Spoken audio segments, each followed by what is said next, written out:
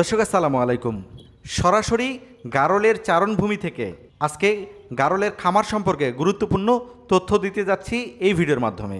বর্ষায় কি রোগবালাই হয় গারলের, কি করলে সুস্থ থাকবে, নতুনরা কোন ধরনের গারল দিয়ে খামার করলে লাভবান হতে পারবেন। অল্প বয়সে গারলের খামার করে সফল হয়েছেন পিয়াস শেখ। তার কাছ থেকে বিস্তারিত জানতে পারবেন এই ভিডিওর মাধ্যমে। শুরু থেকে শেষ পর্যন্ত দেখুন ভিডিওটি।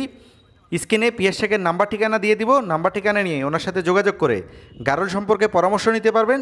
চাইলে এই খামার থেকে কিছু গারলও ক্রয় করতে পারবেন। চলুন তাহলে ভিডিওটি শুরু করা যাক। কেমন আছো ভাই? আছি আলহামদুলিল্লাহ। ভাই আপনি কেমন আছেন? আছি আলহামদুলিল্লাহ। এই যে চারণভূমিতে গারল নিয়ে আসছো, জি, এখানে কতগুলো গারল আছে? এখানে 150 প্লাস আছে এখন। 150 প্লাস গারল আছে। আচ্ছা, এই যে গারলগুলা খোলা মাঠের মধ্যে খাচ্ছে, এখানে আবার পানিও দেখা যাচ্ছে, আবার ঘাসও খাচ্ছে, সেক্ষেত্রে কোনো সমস্যা হবে কিনা? এখন এখানে আপনাদের হচ্ছে কি গারল আপনার হচ্ছে দলবদ্ধ প্রাণী, আর এরা হচ্ছে চরে খেতে বেশি পছন্দ করে। হ্যাঁ, তো আপনাদের গারল যদি বৃষ্টিতে ভেজে, আর কি বৃষ্টি হচ্ছে মাঠে অলরেডি আছে, বৃষ্টিতে ভিজতে ভিজতে খাইলেও কোনো সমস্যা হয় না। কিন্তু আমাদের গারলগুলোর পশম কেটে দিতে হবে নিয়মিত, এবং আপনার হচ্ছে কৃমিনাশকটা নিয়মিত করতে হবে, কারণ বৃষ্টিতে ভিজে এবং কাঁচা ঘাস খাইলে পারে কৃমি চাপটা একটু বেশি দেখা দিবে। এই জন্য নিয়মিত কৃমিনাশক করতে হবে, কলিজা কৃমি করতে হবে।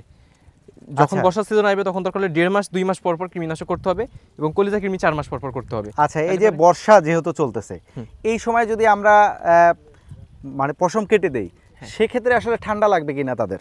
না, পশম কেটে দিলে পারে আরও বেশি ভালো হবে, কারণ দেখুন যখন বৃষ্টি হবে গাড়গুলো যখন ভিজবে, ওদের তো পশম থাকে গায়ে, পশমগুলো তো ভিজে থাকে, তাহলে পানিও গায়ে আটকায় থাকে। আর যখন আপনি পশমগুলো কেটে দিবেন 0 সাইজ করে, তখন কি হবে, গাটা দ্রুত শুকায় যাবে, তখন কোনো ঠান্ডা জ্বর লাগবে না। তবে আমাদেরকে সন্ধ্যাবেলায় এক্সট্রা কেয়ার করতে হবে। গাড়লগুলো বাসায় নেওয়ার পরে ওদের যে শেডটা, যে ঘরটা ওদের, এই ঘরের ভিতরে আপনার হচ্ছে কয়েল দিয়ে দিতে হবে, অথবা মশারি দিয়ে ঘিরে দিতে হবে, অথবা ধুমা দিতে হবে, যাতে মশাগুলো চলে যায়, মশা যাতে অ্যাটাক না করতে পারে। আচ্ছা, মশার কারণেও অনেক ধরনের সমস্যা হয়। মশার জন্য জ্বর আসতে পারে, বেশি মশায় কামড় দিলে পারে। আচ্ছা, এই যে বর্ষার সময় বিভিন্ন ঝোড় জঙ্গল থেকে অনেক ধরনের মশা এই গারলের ঘরে যায়, গারলকে ঘুমাইতে দেয় না, অনেক ঝামেলা করে। সেক্ষেত্রে এটার প্রোটেকশন হিসাবে কি ব্যবহার করলে ভালো হয়? আমরা এখন আপাতত আমি নিজে কয়েল ব্যবহার করতেছি।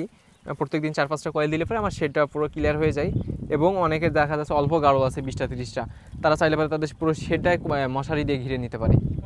গারল লালন পালনের একটা বিষয় থাকে, এই যে তুমি লালন পালন করতেছো দীর্ঘদিন থেকে, তো গারলটা যখন তুমি সকালবেলা বের করার পরে আসলে সারাদিন এটার কি রুটিন থাকে, কি রুটিনে খাওয়ানো হয়, আর কি পরিচর্যা থাকে সাথে? আমার ডেইলি রুটিন হচ্ছে সকালবেলা, প্রত্যেকদিন সকালবেলা 8টা থেকে 9টার ভিতরে আমার গারলগুলো ফার্ম থেকে বের করি মাঠের জন্য। কিন্তু তার আগে 7টার দিকে শেডে থেকে নিচে নামায় রাখি, 1-2 ঘন্টা নিচে থাকে, শুয়ে থাকে, রেস্ট নেয়, এবং তারপরে বাকি 9টা যখন বাজে বা 9টার আগ দিয়ে গারলগুলো চারণভূমিতে চলে আসে। হয়তো দেখা যাচ্ছে যদি কোনো দিন সকালে বৃষ্টি হয়, তাহলে পরে আমরা বাগানের দিকে দিই, বাগানের দাঁতন পাতা, এই ঝোড় জঙ্গলগুলো খেয়ে বেড়াই। আর যদি বৃষ্টি না হয় তাহলে আমরা এইরকম চারণভূমিতে দিয়ে থাকি, তাহলে পরে দেখা যাচ্ছে যে দ্রুত খেয়ে পেটটা ভরাতে পারবে।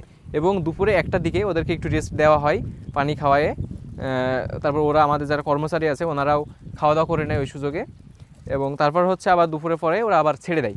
তো তখন থেকে আপনার হচ্ছে মাগরিবের আগ মুহূর্ত পর্যন্ত ওরা মাঠেই থাকে, মাঠে খাওয়া দাওয়া করে, তারপরে ফার্মের দিকে চলে যায়। তো ফার্মে যাওয়ার পরে আমি হচ্ছে আমার মতো করে গারলগুলো দেখাশোনা করে সব কিছু ঠিকঠাক আছে কিনা, প্রত্যেকটা গারল দেখে শুনে তারপর কাউন্ট করে খামারের ঘরে তুলে দিই আমি। আচ্ছা, এই বর্ষার সময় আসলে গারলের এক্সট্রা কোনো রোগ দেখা দেয় কিনা? এক্সট্রা রোগ দেখা দিলে পারে কৃমি এবং কলিজা কৃমি, দুইটা দেখা দিবে। আচ্ছা, এইটার জন্য কতদিন পর বর্ষার সময় বেশি দেখা দেয়। এটা কতদিন পর করতে হবে? কলিজা কৃমিটা এই সময়ে মিস করা যাবে না, এবং কৃমিটাও মিস করা যাবে না। কলিজা কৃমি মিস করলে বড় ধরনের একটা আপনারা ক্ষতিগ্রস্ত হইতে পারেন। আচ্ছা, এই যে দীর্ঘ সময় পাগুলা ভিজে থাকতেছে পানিতে, হ্যাঁ, সেক্ষেত্রে গারলের কোনো সমস্যা দেখা দেবে কিনা? ওই যে পায়ে পাকুই হইতে পারে, অনেকে বলে খোড়া রোগ, হ্যাঁ এটা হবে, বেশি ভিজাইলে পারে হবে। কিন্তু যদি আপনি ভার্মিকটা নিয়মিত করে রাখেন তাহলে পারে আর এই সমস্যাটা হবে না ইনশাল্লাহ। ভার্মিক করতে হবে? হ্যাঁ, ভার্মিকটা করতে হবে। আচ্ছা, বর্ষায় আর কোনো সমস্যা নাই? আর কোনো সমস্যা নেই। আচ্ছা ভাই, কিন্তু পশম কাটতে হবে, পশম কাটায় মিস দেওয়া যাবে না। আচ্ছা, অনেকেই পুরাতন খামারি আছে, তারপরেও বলে যে খামার করে লস। অনেকেই নতুন খামারি আছে, অনেকেই খামার করতে চায়।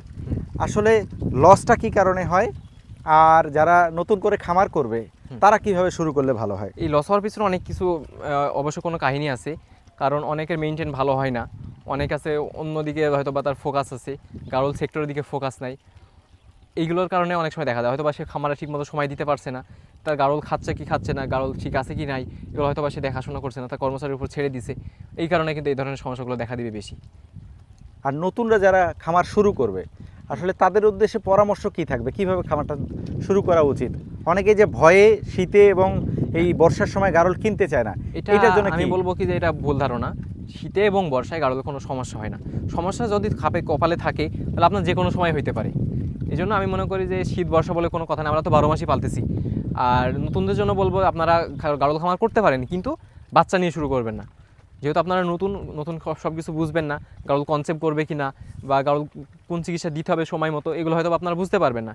এই জন্য আপনারা দরকার হলে 10টা জায়গায় 5টা নিয়ে কিনবেন, শুরু করবেন। 10টা জায়গায় 5টা নিয়ে শুরু করবেন, তবু মা গাড়লগুলো নিয়ে শুরু করবেন আমি মনে করি। মা গাড়ল নিয়ে খামার শুরু করলে কি কি লাভ হয়? যেমন দেখা যাচ্ছে যে আপনার গাড়ল দেখা যাচ্ছে আপনি বাচ্চাই কিনলেন 4 মাস বয়সের, তো ওই বাচ্চাটা যখন প্রাপ্তবয়স্ক হবে 11 মাস, তখন সেটা কনসেপ্ট করবে এবং তারও 5 মাস পরে বাচ্চা দিবে, মানে 150 দিনে বাচ্চা দিবে। তাহলে দেখা যাচ্ছে আপনার কিন্তু বেশ মোটা একটা সময় চলে যাচ্ছে আপনার গাড়লে বাচ্চা পেতে পেতে। আর যখন আপনি একটা প্রেগনেন্ট গাড়ল নিয়ে যাবেন, 2 মাস 3 মাস 4 মাস প্রেগনেন্ট থাকবে, বাসায় গিয়ে দেখা যাচ্ছে 2-2.5 মাসের মধ্যে বাচ্চা পেয়ে যাচ্ছেন। তাহলে পরে কি আপনার খামারটা বড় হচ্ছে, আপনার নিজেরও ভালো লাগবে, নিজের ভিতরে একটা উৎসাহিত আসবে যে আমার গাড়ল খামার শুরু করেছে, বাচ্চা হয়েছে। এই দেখা দেখি আপনার আরও কাজের দিকে মন যাবে, বেশি ফোকাস দিবেন এবং আরও প্রয়োজনে আরও 5টা কিনতে পারবেন, তখন আরও ভালো লাগবে। যখন দেখবেন যে বাচ্চা হয়েছে, এবার ওই বাচ্চা হওয়ার পর যখন আপনি বিক্রি করতে পারবেন, তখন মনটা আরও বেশি ভালো লাগবে যে না আমি এটা পারবো, করতে পারবো এবং আমার এখানে বিক্রি হচ্ছে। বেশ, খামারে আসলে বিক্রি করার মতো কোনো গাড়ল আছে কিনা? হ্যাঁ, আমার খামারে গাড়ল বিক্রি করার মতো আছে। তারপর কত পিস বিক্রি করা যাবে? এখানে এখন আপাতত 150 পিস মতো আছে, এখান থেকে দেখা যাচ্ছে যে 250টা দেওয়া যাবে। আচ্ছা, এখানে কি বাচ্চা বিক্রি করার মতো আছে না গাব বিক্রি করার এখানে মতো গাব আছে? গাড়লও আছে বিক্রি করার মতো এবং কিছু বাচ্চাও আছে। আচ্ছা, দুম্বা বা দরপর পাওয়া যায় কিনা? আমার কাছে ডরফার আছে 2টা, একটা আছে হচ্ছে অস্ট্রেলিয়ান এবং একটা আফ্রিকান আছে, একটা ব্ল্যাক হেড এবং একটা ফ্রেশ হোয়াইট। আচ্ছা, এগুলি যদি কেউ নিতে চায় নিতে পারবে? হ্যাঁ, নিতে পারবে। আচ্ছা, যেহেতু আমরা এই ভিডিওটা করলাম আর পানির জন্য আসলে ওইদিকে যাওয়া যাচ্ছে না, যে এইদিকে হ্যাঁ, প্রচুর পানি, দেখেন পানির মধ্যে কিন্তু ওরা খাচ্ছে। হ্যাঁ, তারপরেও আমি এই কাদার মধ্যে হেঁটে হেঁটে প্রতিবেদনটা করার চেষ্টা করলাম। যেহেতু এখানে বিক্রি করার মতো দরপর আছে, গারল আছে, জি, হ্যাঁ, সেহেতু ঠিকানার প্রয়োজন হবে। তুমি একটু নাম সহ ঠিকানাটা বলবা। আমার নাম হচ্ছে মোহাম্মদ পিয়াস শেখ, আমার বাসা চুয়াডাঙ্গা জেলা, দামোহরদা উপজেলা, আমার খামার হচ্ছে দুলালনগর গ্রাম। আচ্ছা পিয়াস, ধন্যবাদ। দর্শক, এতক্ষণ আমরা এই গারল সম্পর্কে একটু ধারণা দেওয়ার চেষ্টা করলাম। আসলে শুধু আমরা একদম উপরের ভিডিওগুলো যে দেখাবো তা না, আমরা প্রত্যেক সিজনে প্রত্যেক সময় ভিডিওগুলো দেখানোর চেষ্টা করছি। দেখতে পাচ্ছেন কীরকম কাদা পানি, এর মধ্যেও গারল চড়ে খাচ্ছে এবং ভালোও আছে। আসলে সঠিক পরিচর্যা করলে গারলের খামারে আসলে লস হওয়ার সম্ভাবনাটা কম। তো এখান থেকে যদি গারল কেউ ক্রয় করতে চান, সেক্ষেত্রে স্ক্রিনে নাম্বার দেখাচ্ছি, নাম্বার নিয়ে ভিসির সাথে যোগাযোগ করে আলাপ আলোচনা করে গারল ক্রয় করতে পারবেন। এরকম ভিডিও নিয়মিত পেতে চাইলে এখনই পেজটি ফলো করুন, আর চ্যানেল দেখলে চ্যানেলটি সাবস্ক্রাইব করে আমাদের সাথেই থাকুন। তো আজকের মতো বিদায় নিচ্ছি। পিএস, এই ঝড় বৃষ্টিতেও সময় দিলে তোমাকে ধন্যবাদ ভাই।